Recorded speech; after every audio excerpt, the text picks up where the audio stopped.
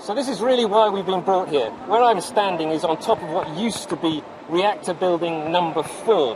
The whole of this building was blown apart by a huge explosion after the tsunami disaster. But down inside this pool behind me here is still a vast amount of nuclear fuel. You can see it down there beneath the water. More than 1,300 fuel rods. Those have got to come out. They're currently 30 meters above ground level. This whole building is still not entirely stable, so they've got to get those out into safe storage. So the machine they're going to use to lift those fuel assemblies out of the cooling pool is currently being built over behind this white tank here.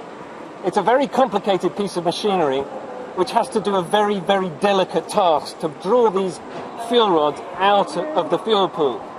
They're going to be lifted on this huge crane that has been built over the top of reactor building 4. Remember, this whole building was destroyed by a huge explosion. All of this around me here has been built in the last 6 to 9 months.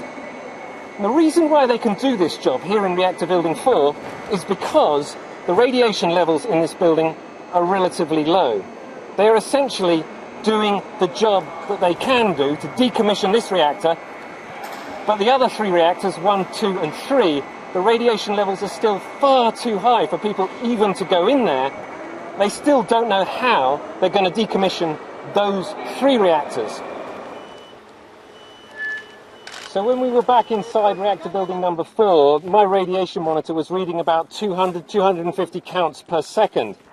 But this behind me here is reactor 3, and as our bus drove past it, the radiation reading shot up to more than 2,500 counts per second. And that's the problem. That building and the other 2 reactors as well are still too radioactive for anybody to go inside and start decommissioning.